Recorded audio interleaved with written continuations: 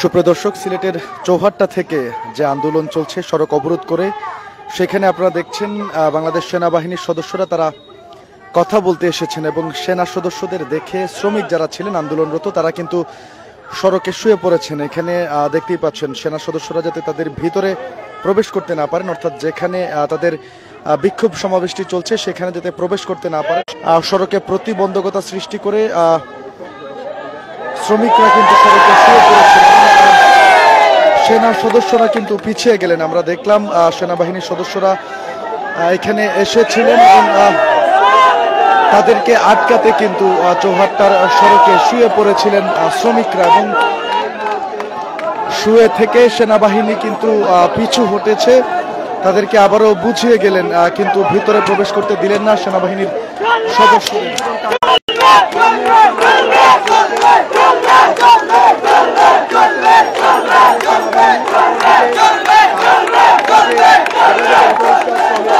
সড়কে শুয়ে পড়ে সেনা সদস্যদের আটকে দিলেন আন্দোলনরত শ্রমিকরা। আজকে সকাল থেকেই কিন্তু চৌহাট্টায় তারা আন্দোলন চালিয়ে যাচ্ছেন এবং সেই আন্দোলন সময়ের সাথে সাথে কিন্তু তীব্র হচ্ছে।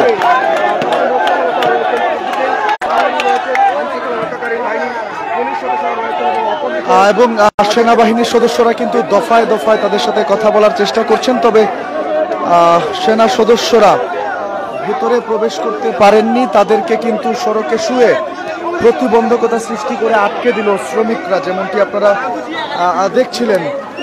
সেক্ষেত্রে সেনাবাহিনী কিন্তু পিছু হটতে তারা বাধ্য হয়েছেন, তারা ভিতরে প্রবেশ করতে পারেনি। আন্দোলনকারীদের সাথে তারা দফায় দফায় কথা বলছেন, তবে আমরা যেমনটা দেখছি এখনো সেনাবাহিনীর সদস্যরা তাদের সাথে কথা বলতে এসেছিলেন, তাদেরকে বোঝাতে চেয়েছিলেন, কিন্তু সেক্ষেত্রে তারা কিন্তু সেনাবাহিনীর কথা রাখেননি। তারা আবারও সেনাবাহিনীকে পিছু হটিয়ে দিলেন। আপনারা দেখতেই পাচ্ছেন তারা কিন্তু এখন মানব দেয়াল সৃষ্টি করেছে, এখানে মানব দেয়াল সৃষ্টি করে প্রতিবন্ধকতা সৃষ্টি করার চেষ্টা করছেন, অর্থাৎ ভেতরে যাতে সেনা সদস্যরা প্রবেশ করতে না পারেন সেজন্য তারা এইখানে তাদেরকে ব্যারিকেড দিয়ে আটকে দিয়েছেন সেনা সদস্যদের। সেনা সদস্যরা বারবারই তাদের সাথে কথা বলার চেষ্টা করছেন, তবে আমরা যেমনটা দেখছি তারা কিন্তু কোনো প্রকার অ্যাকশনে যাচ্ছেন না, অর্থাৎ সেনা সদস্য বলেন, পুলিশ সদস্য বলেন, আইন শৃঙ্খলা রক্ষাকারী বাহিনীর সদস্যরা কেউই কিন্তু মারমুখী অবস্থানে যাচ্ছেন না। তারা তাদেরকে বল প্রয়োগ করছেন না বা জোর খাটিয়ে সরিয়ে দিচ্ছেন না।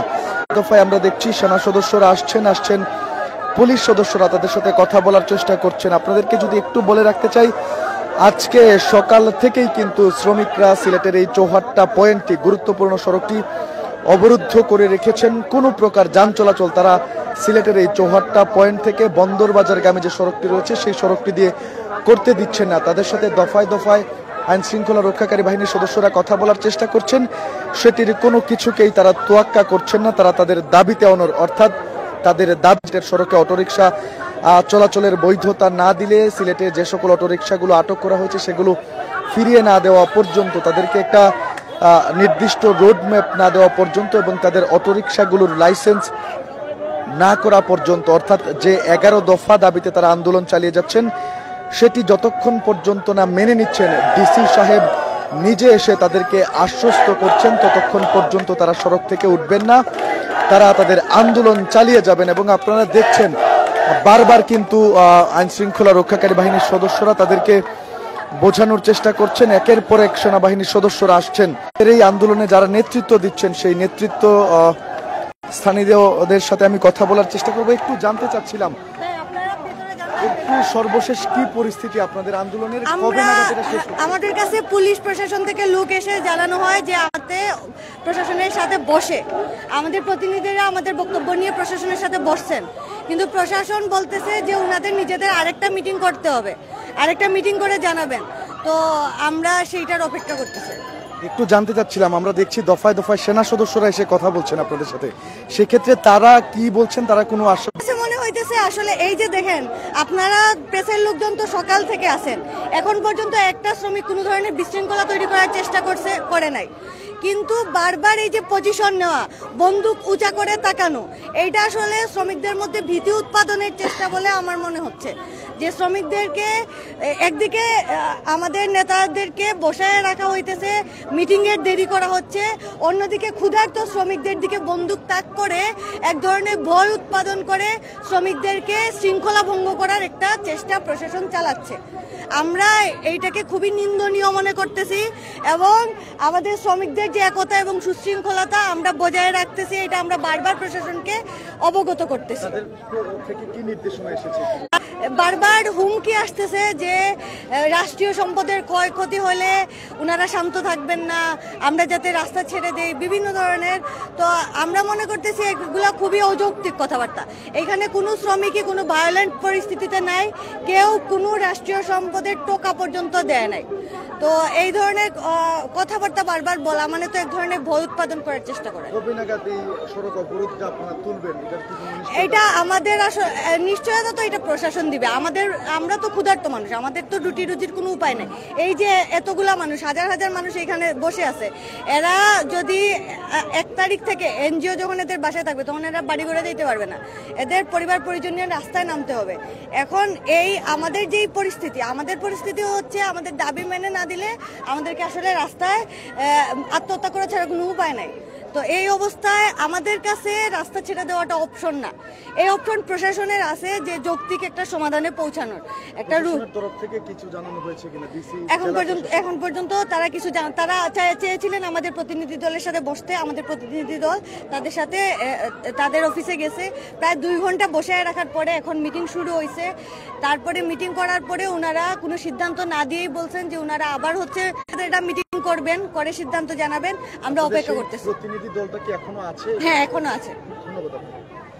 দর্শক শুনছিলেন আসলে এই যে শ্রমিকদের আন্দোলন, অর্থাৎ অটোরিকশা শ্রমিক যারা আছেন তাদের যে আন্দোলন, সেটির সর্বশেষ কি পরিস্থিতি সেটুকু জানানোর চেষ্টা করছিলাম। তাদের একটি প্রতিনিধি দল জেলা প্রশাসনের সাথে বসেছেন। সেই সকাল থেকেই কিন্তু শ্রমিকরা তারা চৌহাট্টা সড়কটি অবরোধ করে রেখেছেন এবং এরপরেই কিন্তু জেলা প্রশাসনের পক্ষ থেকে তাদেরকে ডাকানো হয় এবং শ্রমিকদের একটি প্রতিনিধি দল ইতিমধ্যেই জেলা প্রশাসনের সাথে বসেছেন এবং তাদের সাথে বৈঠক করেছেন এবং সেইখানে শ্রমিক নেতৃবৃন্দ যারা রয়েছেন, যারা তাদেরকে নেতৃত্ব দিচ্ছেন, তারা অভিযোগ করছেন কোনো ধরনের সিদ্ধান্ত না দিয়েই তাদের সেই বৈঠকটি শেষ হয়েছে, অর্থাৎ কোনো ধরনের সুরাহা না হয়েই।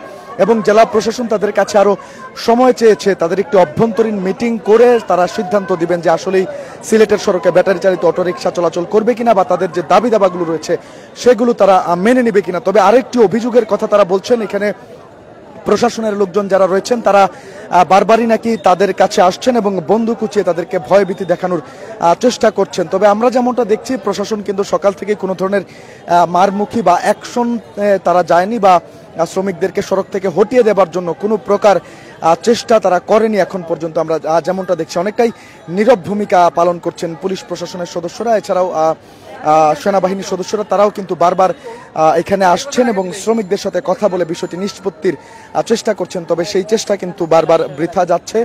তাদের পক্ষ থেকে আমরা দেখছি একটি সতর্কবাণী যাচ্ছে, সেনা সদস্যরা বলছেন যাতে জানমালের কোনো ক্ষতি না হয় জনগণের এবং রাষ্ট্রীয় কোনো প্রকার সম্পদে যেন কোনো ধরনের আঘাত না আসে, সেই বিষয়টি যাতে শ্রমিকরা নিশ্চিত করেন এবং তারা সেটি মাথায় রেখে তাদের শান্তিপূর্ণ আন্দোলন কর্মসূচি চালিয়ে যান। সেক্ষেত্রে এখন পর্যন্ত কিন্তু কোনো নিশ্চয়তা নেই সিলেটের এই চৌহাট্টার সড়কটি কবে অবরোধ মুক্ত হবে, কবে আবার সাধারণ মানুষজন এই সড়কটি নির্বিঘ্নে ব্যবহার করতে পারবেন, সেই সড়কটি দিয়ে নির্বিঘ্নে তারা চলাচল করতে পারবেন, এটির কিন্তু কোনো প্রকার নিশ্চয়তা এখন পর্যন্ত আমরা দেখছি না। তবে দফায় দফায় আইন শৃঙ্খলা রক্ষাকারী বাহিনীর সদস্যরা তাদের সাথে কথা বলছেন, একটি সমঝোতার চেষ্টা করছেন।